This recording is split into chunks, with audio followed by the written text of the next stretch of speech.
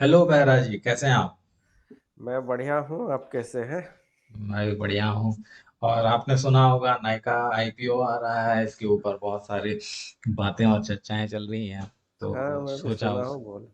उसके ऊपर थोड़ा सा आपको आइडिया दिया जाए। आपके आपके पास ये कुछ सवाल थे ना कि कौन सा आईपीओ में अप्लाई करना चाहिए, किसमें नहीं करना हाँ हाँ चाहिए। हाँ, तो बिल्कुल आज बोलिए। आज हम डिस्कस करेंगे नायका आईपीओ को, और इसमें इन्वेस्ट करना चाहिए या नहीं करना चाहिए। ठीक है। हाँ हाँ, बोलिए।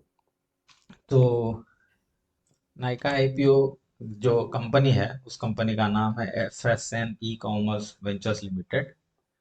और जो आईपीओ है वो आज से इशू हुआ है, और नवंबर 1 तक इसका इशू ओपन है। हम्म। ठीक है। तो ये कंपनी शुरू हुई थी 2012 में। 2012 में शुरू हुई थी, और बिजनेस के बारे में थोड़ा सा आइडिया लेते हैं। तो ये करती है ऑनलाइन ब्यूटी प्रोडक्ट्स का कारोबार। बिजनेस। हाँ, ब्यूटी प्रोडक्ट्स और पर्सनल केयर्स। तो इसका इसमें मतलब लोगों का ये कहना है कि ये एक मोनोपोली है, और ऐसा कोई नहीं कर रहा है बोल के। लेकिन ये एक मोनोपोली नहीं है, इट्स नॉट अ मोनोपोली। क्योंकि ऑनलाइन बिजनेसेस हैं, जो लोग ऑनलाइन ई कॉमर्स के साइट्स हैं, जैसे कि अपना हो गया अमेजोन, फ्लिपकार्ट, और इसके जो कॉम्पिटिटर्स हैं, वो लोग भी सेम चीज ब्यूटी प्रोडक्ट्स बेच रहे हैं। खाली हम्म। उनका उसमें स्पेशलाइजेशन नहीं है, तो इसका इसमें स्पेशलाइजेशन है। और इसके वजह से इसका थोड़ा सा नाम ज्यादा हुआ है। तो ठीक है, मतलब आप अगर किसी को भी पूछेंगे, किसी भी लेडी को, तो आज हर घर पे नायका का कुछ ना कुछ प्रोडक्ट आता है। हम्म। तो ये जो इशू है, ये 630 करोड़ के लिए है। 630 करोड़ कंपनी उठा रही है आईपीओ के थ्रू। हम्म। और एग्जिस्टिंग जो इन्वेस्टर हैं वो अपने 4.2 करोड़ शेयर्स, जिसका टोटल प्राइस हो रहा है 4,721 करोड़, ये ऑफलोड कर सकते हैं। उसके बाद हम लोग देखते हैं इसका प्राइस बैंड क्या तय किया गया है। तो प्राइस बैंड कुछ 1085 से 11 1125 के बीच में इसको रखा गया है। हम्म। और इसका जो ये प्राइस है, इस प्राइस पे नाइका का जो मार्केट वैल्यूएशन है, ये 7.1 बिलियन हो जा रहा है हम्म। अभी। तो अब 53,204 करोड़ का अभी इसका मार्केट वैल्यूएशन हो जाएगा। तो मार्केट वैल्यूएशन कैसे कैलकुलेट होता है कि टोटल नंबर ऑफ शेयर्स जितने हैं इनटू पर शेयर प्राइस। अच्छा। ठीक है। तो अभी इसका वैल्यूएशन इतना हो जा रहा है, एक साल पहले इसका वैल्यूएशन 2.2 बिलियन था। नहीं, ये जो शेयर इनटू प्राइस, पर शेयर प्राइस जो बताए, हम्म, ये तो 630 करोड़ है ना टोटल वैल्यू इसका? नहीं नहीं नहीं नहीं नहीं, 630 करोड़ का जो करोड़ का जो आईपीओ है, उसमें आपको 100% शेयर्स नहीं है ना। ये एक परसेंटेज है। टोटल जो शेयर्स है उसमें मान लीजिए 52% आपका प्रोमोटर्स के पास है, कुछ परसेंटेज और किसी के पास है, वो नहीं, कोई और इन्वेस्टर के अभी पास। अभी ये जो इशू है आईपीओ है, ये हाँ 630 करोड़ पब्लिक से मांग रहा है ना हाँ आईपीओ? हाँ। लेकिन ये 630 करोड़ 100% ऑफ शेयर्स नहीं है। अच्छा। तो उस लिए ये है कि अभी जो ये 630 करोड़ का शेयर्स हम लोग जिस परसेंटेज पे खरीद रहे हैं, अच्छा, उसी में उस उसका टोटल वैल्यूएशन वैल्यूएशन कर ये रहे बन जा रहा है। हैं। अच्छा, जो कि समझ गया। पहले 100% शेयर्स का वैल्यू था 2.2 बिलियन एक साल हाँ, पहले, हाँ, वो अभी 7.1 बिलियन बन जा रहा है। तो मतलब कंपनी अपना वैल्यूएशन लगभग 3.5 टाइम्स कर दी है। ज्यादा कर दिया। हाँ, तो मतलब यही है कि कंपनी ने थोड़ा सा लालची टाइप का ये काम हो रहा है यहाँ पे, क्योंकि मार्केट बढ़ रहा है, हर कोई बुलिश है, इसीलिए मतलब इस हद तक प्राइस मल्टीपल्स जा रहा है। अभी प्राइस मल्टीपल्स के बारे में हम एक बार छोटे से तरीके से समझ लेते हैं। कि मान लीजिए एक कंपनी के पास 1,000 शेयर्स है। हम्म। ठीक है, ये टोटल नंबर ऑफ शेयर्स हो गए उसके। अभी ईच शेयर, टोटल कंपनी कमा रही है साल भर में 10,000 रुपए। हम्म। ठीक है। तो हाँ, 10,000 रुपये अगर कंपनी कमा रही है, तो इसमें एक पैरामीटर होता है, अर्निंग पर शेयर। हम्म। ठीक है। हाँ। तो अर्निंग पर शेयर अभी कितना हो जाएगा? अगर 1000 शेयर्स हैं और 10,000 रुपए वो टोटल कमा रही है तो ईच शेयर के लिए वो ₹10 कमा रही है। हम्म। ठीक है, अभी अगर इस कंपनी को प्राइस, पी क्या होता है? पी होता है price of share divided by earning per share, ये जो हम और लोग नहीं। कैलकुलेट किए। तो अभी अगर इसी कंपनी जो ₹10 पर शेयर के लिए कमा रही है, इसका अगर मार्केट में शेयर खरीदने के लिए मिले आपको ₹300 में, तो इसका पीई बन जाएगा ₹30, 30 का। ठीक है। ठीक और इसी कंपनी का अगर आपको ₹1000 में शेयर मिले तो इसका पीई बनेगा आपका है।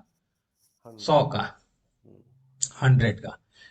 सिमिलरली यही कंपनी अगर नायिका होती तो ₹10 कमाने के बदले में ये आपसे कितना मांग रही है? इसका पीई 809 है। तो ये ₹8,090 मांग रही है ₹10 कमाई के बदले। तो अगर ये कंपनी कभी ₹10 कमा, आज के डेट में अगर ₹10 कमाएगी तो आप उसके लिए ₹8,090 दे रहे हैं। तो ये ऐसा हिसाब है पीई का। अच्छा। अच्छा।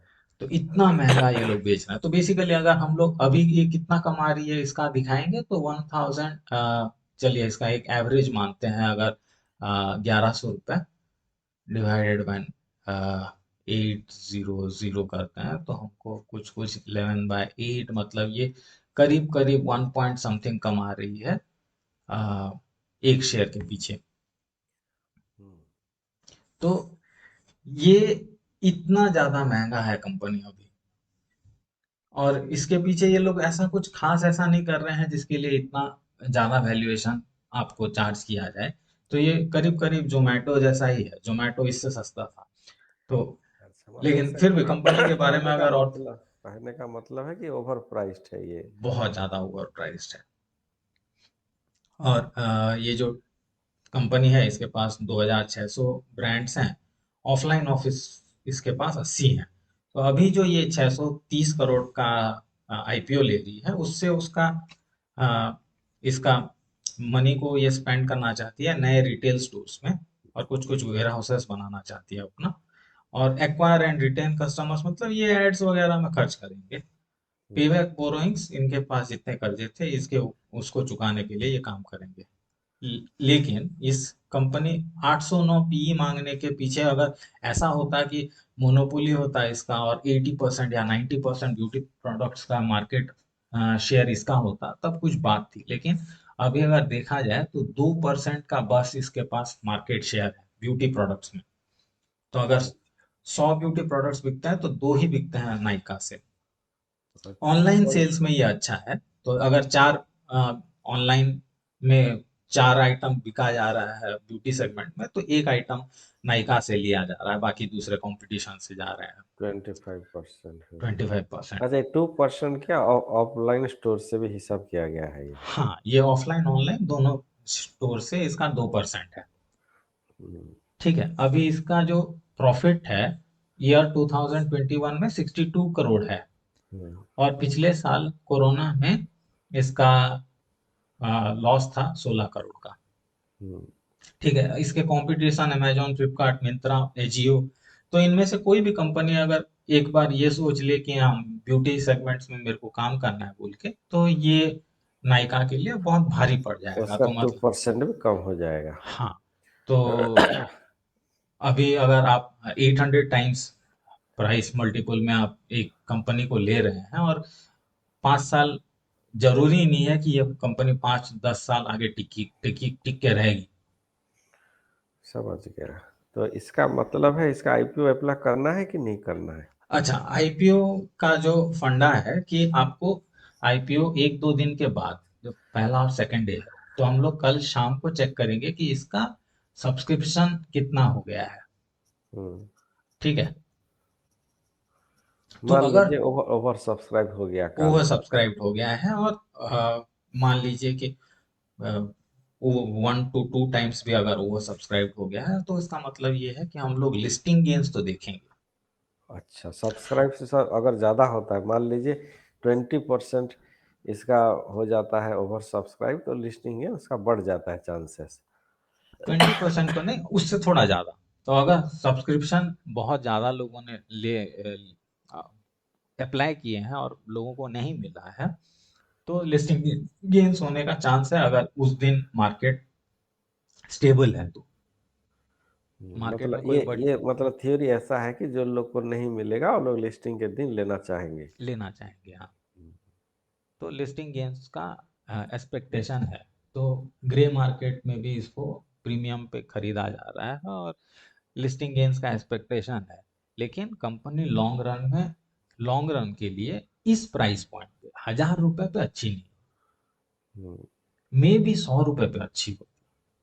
तो जैसे कि मैं आपको नौकरी जैसी कंपनी 50 के या फिर 60 के प्राइस मल्टीपी पे मिल रही है, तो ऐसी कोई, इसमें ऐसी कोई खास बात नहीं है कि ये 800 टाइम्स आपको पे करना पड़े।